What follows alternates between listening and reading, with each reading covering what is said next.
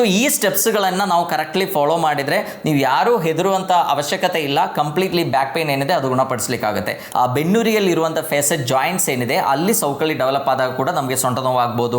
So ಆ ಸೌಕಳಿ repeatedly ಅಲ್ಲಿ ಜಾಸ್ತಿ ಆಗ್ತಾ ಹೋದಂಗೆ ಏನಾಗುತ್ತೆ, ನರಗಳು ಹೋಗ್ಲಿಕ್ಕಿರುವಂಥ ದಾರಿ ಸಣ್ಣ ಆಗ್ಬೋದು, ಸ್ಟೀನೋಸಿಸ್ ಅಂತ ಹೇಳ್ತೀವಿ. ಸೊ ಅವಾಗ ಈ ಸೊಂಟ ನೋವು ಅಲ್ಲಿಂದ ಸ್ಟಾರ್ಟ್ ಆಗಿ ಕಾಲಿಗೆ ರೇಡಿಯೇಟ್ ಆಗುವಂಥ ಸಾಧ್ಯತೆ ಇದೆ. ಇಷ್ಟೆಲ್ಲ ಟ್ರೀಟ್ಮೆಂಟ್ಗಳನ್ನು ಲೈಕ್ ಕ್ಲಬ್ ಮಾಡಿ ನಾವೊಂದು ಟ್ರೀಟ್ಮೆಂಟ್ ಪ್ರೋಟೋಕಾಲ್ ಮಾಡಿ ಅದು ಕೊಟ್ಟಾಗ ಏನಾಗುತ್ತೆ, almost 90% of the back pain cases ಏನಿದೆ ಅದು ಕಂಪ್ಲೀಟ್ಲಿ ಗುಣ ಆಗುತ್ತೆ. ಎಲ್ಲರಿಗೂ ನಮಸ್ಕಾರ, ನಾನು ಡಾಕ್ಟರ್ ಜಿತೇಶ್, ನಿಸರ್ಗ ಹಾಸ್ಪಿಟಲ್ ಸಿರ್ಸಿ. ನಮ್ಮಲ್ಲಿ ಸೊಂಟ ನೋವು ತುಂಬ ಜಾಸ್ತಿ ಕಂಡು ಬರ್ತಾ ಇದೆ. ಅದು ವಯಸ್ಸಾದವರಲ್ಲಿ ಅಷ್ಟೇ ಅಲ್ಲ, ಈವನ್ ಯಂಗ್ಸ್ಟರ್ಸಲ್ಲಿ ಕೂಡ ತುಂಬ ಜಾಸ್ತಿ ಈಗ ಕಂಡು ಬರ್ತಾ ಇದೆ. ಸೊ ಒಂದ್ಸಲ ಸೊಂಟ ನೋವು ಸ್ಟಾರ್ಟ್ ಆದ ಕೂಡಲೇ ಓಕೆ ಒಂದು ವಾರದಲ್ಲಿ ಆ ಸೊಂಟ ನೋವು ಕಡಿಮೆ ಆಗಲಿಲ್ಲ ಅಂತ ಹೇಳಿದ ಕೂಡಲೇ ತುಂಬ ಹೆದರಿಕೆ ಸ್ಟಾರ್ಟ್ ಆಗುತ್ತೆ, ತುಂಬ ಆ್ಯಂಕ್ಷಿಯಸ್ ಆಗ್ತಾರೆ, ತುಂಬ ಉದ್ವೇಗ ಇರುತ್ತೆ.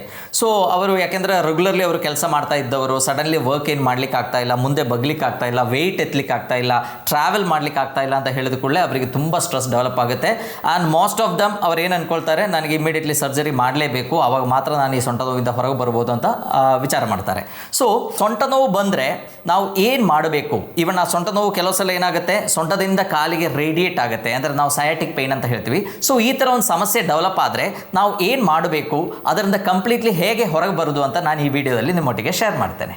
ಸೊ ನಮಗೆ ಯೂಶ್ವಲಿ ಸೊಂಟ ನೋವು ಅಥವಾ ಈ ಬೆನ್ನು ನೋವು ಬರಲಿಕ್ಕೆ ಅಲ್ಲಿರುವ ಸ್ಟ್ರಕ್ಚರ್ಸಲ್ಲಿ ಏನಾದರೂ ಪ್ರಾಬ್ಲಮ್ ಇದ್ದರೆ ಅಫ್ಕೋರ್ಸ್ ನಮಗೆ ಈ ಥರ ಪ್ರಾಬ್ಲಮ್ಸ್ ಕಂಡು ಬರ್ಬೋದು. ಮೇ ಬಿ ಅಲ್ಲಿ ಆಗಿರುವಂಥ ಸೌಕಳಿ ಇರ್ಬೋದು. ಹೇಗೆ ವಯಸ್ಸಾದ ಮೇಲೆ ನಮ್ಮ ಮೊಣಕಾಲಲ್ಲಿ ಮಂಡಿಯಲ್ಲಿ ಸೌಕಳಿಯಾಗಿ ನಮಗೆ ಪೇಯ್ನ್ ಡೆವಲಪ್ ಆಗುತ್ತೋ ಅದೇ ಥರ ಬೆನ್ನುರಿಯಲ್ಲಿ ಇರುವಂಥ ಫೇಸೆಟ್ ಜಾಯಿಂಟ್ಸ್ ಏನಿದೆ ಅಲ್ಲಿ ಸೌಕಳಿ ಡೆವಲಪ್ ಆದಾಗ ಕೂಡ ನಮಗೆ ಸೊಂಟ ನೋವು ಆಗ್ಬೋದು. ಸೊ ಆ ಸೌಕಳಿ ರಿಪೀಟೆಡ್ಲಿ ಅಲ್ಲಿ ಜಾಸ್ತಿ ಆಗ್ತಾ ಹೋದಂಗೆ ಏನಾಗುತ್ತೆ, ನರಗಳು ಹೋಗ್ಲಿಕ್ಕಿರುವಂಥ ದಾರಿ ಸಣ್ಣ ಆಗ್ಬೋದು, ಸ್ಟೀನೋಸಿಸ್ ಅಂತ ಹೇಳ್ತೀವಿ. ಸೊ ಅವಾಗ ಈ ಸೊಂಟ ನೋವು ಅಲ್ಲಿಂದ ಸ್ಟಾರ್ಟ್ ಆಗಿ ಕಾಲಿಗೆ ರೇಡಿಯೇಟ್ ಆಗುವಂಥ ಸಾಧ್ಯತೆ ಇದೆ.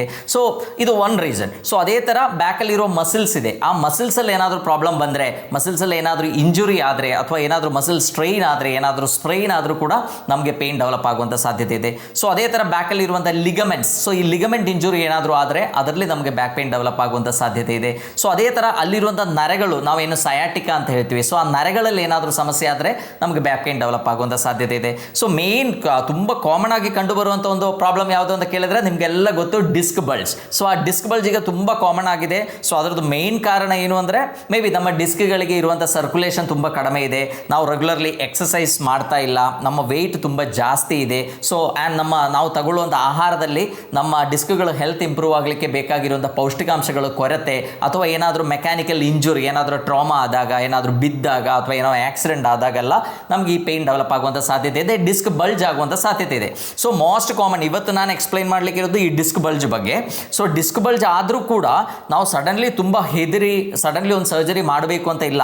ಈ ಡಿಸ್ಕ್ ಬಲ್ಜಿನ ಸಮಸ್ಯೆ ಇದ್ದವರಲ್ಲಿ ಕೂಡ ಲೆಸ್ ದ್ಯಾನ್ 10% ಅಷ್ಟೇ ಸರ್ಜಿಕಲ್ ಇಂಟರ್ವೆನ್ಷನ್ ಬೇಕಾಗಿರೋದು. ಸೊ ಇದು ಒಂದು ಪಾರ್ಟ್ ಆಯಿತು.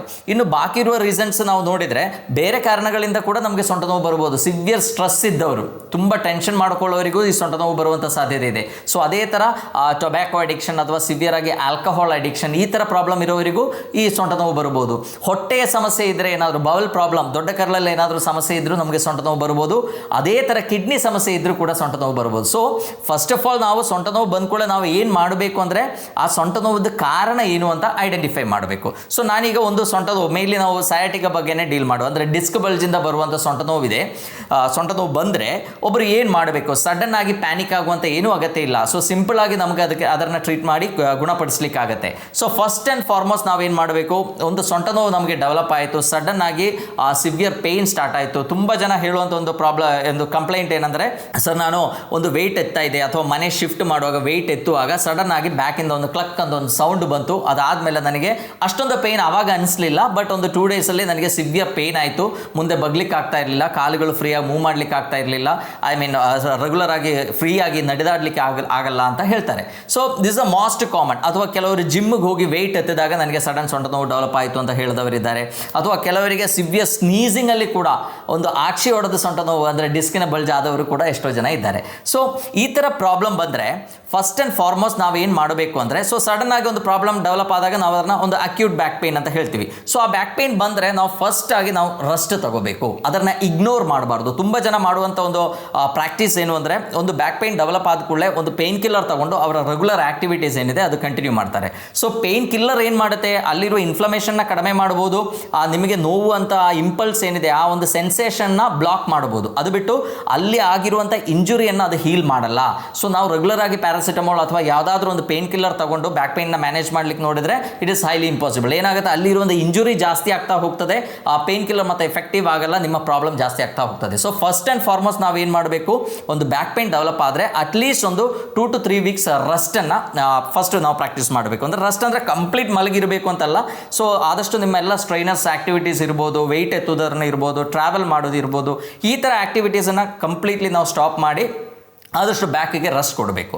And best position is lying down position. ನಿಮಗೆ ಎಷ್ಟೊತ್ತು ಮಲಗಿರ್ಲಿಕ್ಕಾಗುತ್ತೋ ಅಷ್ಟೊತ್ತು ನಾವು ಮಲಗಿದ್ರೆ ಆ ಬ್ಯಾಕಲ್ಲಿ ಆ ಡಿಸ್ಕಲ್ಲಿ ಆಗಿರುವಂಥ ಪ್ರೆಷರ್ ಏನಿದೆ ಅದು ಕಡಿಮೆ ಆಗುತ್ತೆ. ಸೊ ಹಾಗಾಗಿ ನರದ ಮೇಲೆ ಇರುವಂಥ ಇಂಪ್ಯಾಕ್ಟ್, ಆ ಪ್ರೆಷರ್ ಅಂದರೆ ಒತ್ತಡ ಏನಿದೆ ಅದು ಕಡಿಮೆ ಆಗುತ್ತೆ. ಕಾಲಿಗಿರುವ ರೇಡಿಯೇಟಿಂಗ್ ಪೇನ್ ಇದೆ ಅದು ಕಡಿಮೆ ಆಗುತ್ತೆ. And at the same time ಆ ಸೊಂಟದಲ್ಲಿ ಆಗಿರುವಂಥ ಇಂಜುರಿ ಕೂಡ ಹೀಲ್ ಆಗಲಿಕ್ಕೆ ಬಾಡಿಗೆ ಒಂದು ಅವಕಾಶ ಕೊಟ್ಟಂಗೆ ಆಗುತ್ತೆ.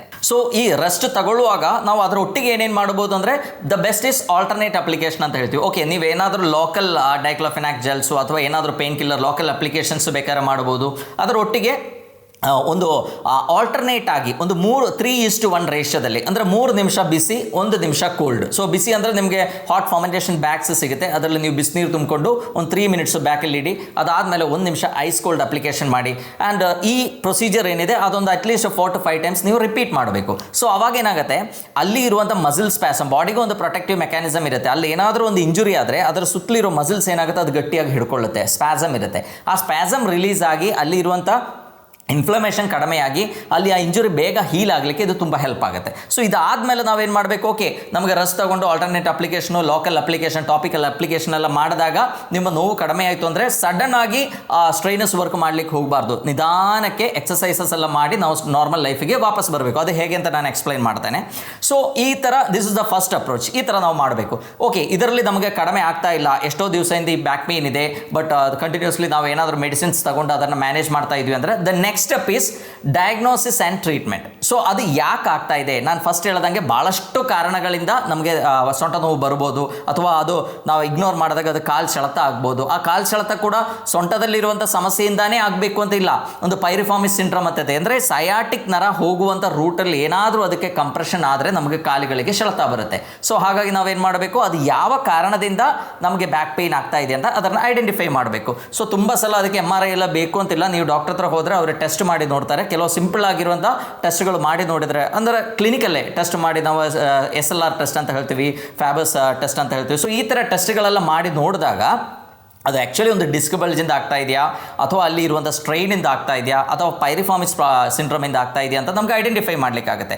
ಓಕೆ, ಆ ಪೇಯ್ನ್ ತುಂಬ ಸಿವಿಯರ್ ಇದೆ, ಏನೇ ಸ್ವಲ್ಪ ಸಣ್ಣ ಪುಟ್ಟ ಟ್ರೀಟ್ಮೆಂಟ್ಗಳು ತಗೊಂಡ್ರೂ ಕೂಡ ಅದು ಕಡಿಮೆ ಆಗ್ತಾ ಇಲ್ಲ ಅಂದರೆ the next diagnostic method is either x-ray ಮಾಡಿ ನೋಡಬೇಕು. ಅದರಲ್ಲಿ ನಿಮ್ಗೆ ಇಂಡೋವರ್ಟಿಬಲ್ ಸ್ಪೇಸ್ ಕಡಿಮೆ ಆಗಿದೆಯಾ, ಅಥವಾ ಅಲ್ಲೇನಾದರೂ ಲಿಸ್ತಸಿಸ್ ಅಂತ ಹೇಳ್ತೀವಿ. ಕೆಲವು ಸಲ ಡಿಸ್ಕೇ ಜಾರಬೇಕು ಅಂತಿಲ್ಲ, ಅಲ್ಲಿರೋದು ಮೂಳೆಗಳೇ ಜಾರುವಂಥ ಸಾಧ್ಯತೆ ಇದೆ. ಸೊ ಅದೇ ಥರ ಇನ್ನು ಆ್ಯಂಕೈಲೋಸಿಸ್ ಅಂತ ಒಂದು ಕಾಯಿಲೆ ಇದೆ, ಆ್ಯಂಕೈಲೋಸಿಂಗ್ ಸ್ಪಾಂಡಲೈಟಿಸ್ ಅಂತ ಹೇಳ್ತೀವಿ. ಸೊ ಈ ಥರ ಪ್ರಾಬ್ಲಮ್ ಇದ್ದರೆ ನಿಮ್ಗೆ ಒಂದು ಎಕ್ಸ್ರೇ ಮಾಡಿ ನೋಡಿ, ಅಥವಾ ಒಂದು MRI ಅಡ್ವಾನ್ಸ್ಡ್ ಆಗಿ ಆ MRI ಮಾಡಿ ನೋಡಿದ್ರೆ ಅಲ್ಲಿರೋ ಸಾಫ್ಟ್ ಟಿಶ್ಯೂ ಕೂಡ ನಮ್ಗೆ ಗೊತ್ತಾಗುತ್ತೆ, ಎಷ್ಟು ನರದ ಮೇಲೆ ಒತ್ತಡ ಆಗ್ತಾ ಇದೆ, ಎಷ್ಟು ಡಿಸ್ಕ್ ಬಲ್ಜ್ ಆಗಿದೆ, ಒಂದು ಪೋಸ್ಟೋ ಸೆಂಟ್ರಲ್ ಡಿಸ್ಕ್ ಬಲ್ಜ್ ಇದೆಯಾ, ಅಥವಾ ಸೈಡ್ಸ್ಗೆ ಡಿಸ್ಕ್ ಬಲ್ಜ್ ಆಗಿದೆಯಾ, ಎಕ್ಸಿಟಿಂಗ್ ನರ್ವ್ ರೂಟ್ ಅಂತ ಹೇಳ್ತೀವಿ ಅದು ಕಂಪ್ರೆಸ್ ಆಗಿದೆಯಾ, ಅಥವಾ ನಮ್ಮ ಮೇನ್ ಥಿಕಲ್ ಸ್ಯಾಕಲ್ಲಿ ಇರುವಂಥ ನರಗಳೇ ಕಂಪ್ರೆಸ್ ಆಗಿದೆ, ಎಲ್ಲ ನಮಗೆ ಕ್ಲಿಯರ್ ಆಗಿ ಗೊತ್ತಾಗುತ್ತೆ. ಸೊ ದ ಸೆಕೆಂಡ್ ಸ್ಟೆಪ್ ಏನು ಮಾಡಬೇಕು, ಸೊಂಟ ನೋವು 3 weeks ರಸ್ಟಲ್ಲಿ ಕೂಡ ನಿಮಗೆ ಕಡಿಮೆ ಆಗ್ತಾ ಇಲ್ಲ, ಕಂಟಿನ್ಯೂಸ್ ಆಗಿದೆ, ಏನು ಆಕ್ಟಿವಿಟಿ ಮಾಡ್ಲಿಕ್ಕೆ ಆಗ್ತಾ ಇಲ್ಲ ಅಂದರೆ ಇಮಿಡಿಯೇಟ್ಲಿ ನಾವು ಅದನ್ನು ಕರೆಕ್ಟ್ ಆಗಿ ಡಯಾಗ್ನೋಸ್ ಮಾಡಬೇಕು. ಸೊ ನನಗೆ ಹೇಳಿರುವಂಥ ಡಯಾಗ್ನೋಸಿಸ್ ಏನಿದೆ ಅದು ನೀವು ಫಸ್ಟೇ ಮಾಡಿದ್ರು ಕೂಡ ತುಂಬ ಒಳ್ಳೆಯದು, ಬಿಕಾಸ್ ನಮಗೆ ಇನಿಷಿಯಲಿ ಬೇಗ ನಮಗೆ ಟ್ರೀಟ್ಮೆಂಟ್ ಸ್ಟಾರ್ಟ್ ಮಾಡಲಿಕ್ಕೆ ಆಗುತ್ತೆ.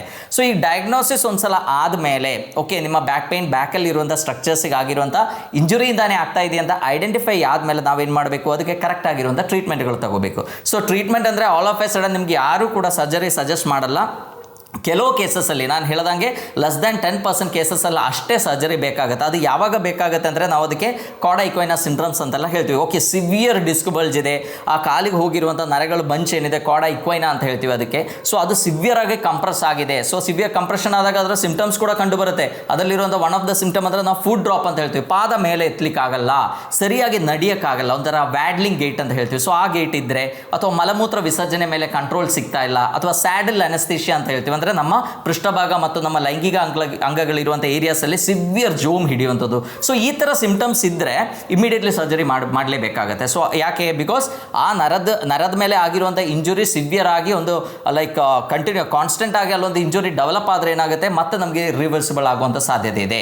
ಸೊ ಹಾಗಾಗಿ ಆ ಥರ ಸಿಂಪ್ಟಮ್ಸ್ ಇದ್ದರೆ ಮಾತ್ರ ಒಂದು ಡಾಕ್ಟರ್ ಇನಿಷಿಯಲಿ ಸರ್ಜರಿ ರೆಕಮೆಂಡ್ ಮಾಡ್ತಾರೆ. ಇಲ್ಲಾಂದ್ರೆ ಏನು ಮಾಡ್ತಾರೆ, ಅದಕ್ಕಿರುವಂಥ ಟ್ರೀಟ್ಮೆಂಟ್ಗಳು ಕೊಡ್ತಾರೆ. ವೆರಿ ನ್ಯಾಚುರಲೇ ಆಗಿರುವಂಥ ಎಷ್ಟೋ ಟ್ರೀಟ್ಮೆಂಟ್ಗಳಿದೆ. ಈಗ ನಮ್ಮಲ್ಲೊಂದು ಪೇಷಂಟ್ ಬಂದರೆ ನಾವು ಯೂಶಲಿ ಏನು ಮಾಡ್ತೀವಿ, ಅವರಿಗೆ ಒಂದು ಕಾಂಬಿನೇಷನ್ ಆಫ್ ಥೆರಪಿ ಕೊಡ್ತೀವಿ. ಅದು ಫಿಸಿಯೋಥೆರಪಿ ಇರ್ಬೋದು, ಅಕ್ಯುಪಂಕ್ಚರ್ ಇರ್ಬೋದು, ಅಕ್ಯುಪ್ರೆಷರ್ ಇರ್ಬೋದು, ಓಝೋನ್ ಥೆರಪಿ ಇದೆ, ಆಯುರ್ವೇದಿಕ್ ಟ್ರೀಟ್ಮೆಂಟ್ ಇದೆ, ಪಂಚಕರ್ಮ ಟ್ರೀಟ್ಮೆಂಟ್ ಇದೆ, and local muscle health improve ಆಗಲಿಕ್ಕೆ ಇರುವಂಥ ಟ್ರೀಟ್ಮೆಂಟ್ಗಳಿರ್ಬೋದು.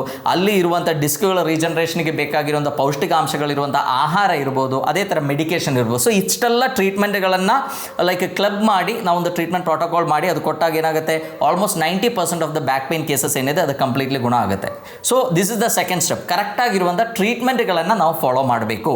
ಸೊ ಯೂಶ್ವಲಿ ಏನಿದೆ, ನಾವು ಒಂದು ಟ್ರೀಟ್ಮೆಂಟ್ ಎಲ್ಲ ಕರೆಕ್ಟಾಗಿ ತಗೊಂಡ್ರೆ ಮೇ ಬಿ ಒಂದು 10 to 15 ಡೇಸ್ ಅಲ್ಲ, ಅದು ಮೇ ಬಿ ಒಂದು ತಿಂಗಳಲ್ಲಿ ಆ ಬ್ಯಾಕ್ ಪೇನ್ದು ಸಿವಿಯರಿಟಿ ಏನಿದೆ ಅದೆಲ್ಲ ಕಡಿಮೆ ಆಗುತ್ತೆ. Patient will be okay. But ಅವರು all of a sudden heavy work ಮಾಡಬಾರ್ದು. ಅದು ಈವನ್ ನಾವು ಸಿಂಪಲ್ ಒಂದು ಅಕ್ಯೂಟ್ ಬ್ಯಾಕ್ ಪೇನ್ ಬಂದಾಗ ಕೂಡ ಒಂದು ವಾರದಲ್ಲಿ ಅಥವಾ 2 ವೀಕ್ಸಲ್ಲಿ ಅವರ ಬ್ಯಾಕ್ ಪೇನ್ ಕ್ಯೂರ್ ಆದರೂ ಕೂಡ it's always better to wait actually. ಯಾಕೆಂದರೆ ತುಂಬ ಬ್ಯಾಕ್ ಪೇನ್ ಪೇಷಂಟ್ಸಲ್ಲಿ ನಾವು ನೋಡ್ತೀವಿ, ನಮ್ಮಲ್ಲಿ ಬರುವಂಥ ಪೇಷಂಟ್ಸಲ್ಲಿ ಎಷ್ಟೋ ಜನ ಏನು ಮಾಡ್ತಾರೆ, ಟ್ರೀಟ್ಮೆಂಟ್ ಮಾಡಿ ನೋವೆಲ್ಲ ಕಡಿಮೆ ಆದ ಕೂಡಲೇ ಅವರು ಹೋಗ್ತಾರೆ, ಸಿಕ್ಕಾಪಟ್ಟೆ ಬೈಕ್ ಹೊಡಿತಾರೆ, ಹೆವಿ ವರ್ಕ್ ಮಾಡ್ತಾರೆ. ಸೊ ಹಾಗಾಗಿ ಈ ಪೇನ್ ಮತ್ತೆ ರಿಕರ್ ಆಗುವಂಥ ಸಾಧ್ಯತೆ ಇದೆ. ಅದು ಈವನ್ ಒಂದು ಸರ್ಜಿಕಲ್ ಇಂಟರ್ವೆನ್ಷನ್ ಮಾಡಿದರೂ ಕೂಡ every doctor advises them to go for rest. Actually complete ಆಗಿ ರೆಸ್ಟ್ ತಗೊಂಡು ಆ ಬ್ಯಾಕಲ್ಲಿ ಇರುವಂಥ ಮಸಲ್ ಸ್ಟ್ರೆಂಗ್ತನ್ನು ಇಂಪ್ರೂವ್ ಮಾಡಿದರೆ ಮಾತ್ರ ಕಂಪ್ಲೀಟ್ಲಿ ನಮಗೆ ಬ್ಯಾಕ್ ಪೇನಿಂದ ಹೊರಗೆ ಬರಲಿಕ್ಕೆ ಸಾಧ್ಯ. ಸೊ ನಮ್ಮ ಬ್ಯಾಕನ್ನು ಆ ಸ್ಪೈನನ್ನು ಕರೆಕ್ಟಾಗಿರೋ ಪೋಸ್ಚರ್ಲಿ ಇಟ್ಕೊಂಡಿರೋದು ಅಲ್ಲಿರುವಂಥ ಮಸಲ್ಸ್ ಆ್ಯಂಡ್ ಆ ಆ್ಯಂಟಿ ಗ್ರಾವಿಟಿ ಮಸಲ್ಸ್ ಏನಿದೆ ಅದಕ್ಕೆ ಕಂಟಿನ್ಯೂಸ್ ಟ್ರೈನ್ ಇರುತ್ತೆ. ನಾವು ಎಷ್ಟೊತ್ತು ಕೂತ್ಕೊಂಡಿರ್ತೀವಿ, ಎಷ್ಟೊತ್ತು ನಿಂತ್ಕೊಂಡಿರ್ತೀವಿ, ಎಷ್ಟೊತ್ತು ವಾಕಿಂಗ್ ಮಾಡ್ತೀವಿ, ಎಷ್ಟೊತ್ತು ಟ್ರಾವೆಲಿಂಗ್ ಮಾಡ್ತೀವಿ. ಸೊ ಅವಾಗೆಲ್ಲ ಅದಕ್ಕೆ ಕಂಟಿನ್ಯೂಸ್ ಆಗಿ ಸ್ಟ್ರೈನ್ ಆಗುತ್ತೆ.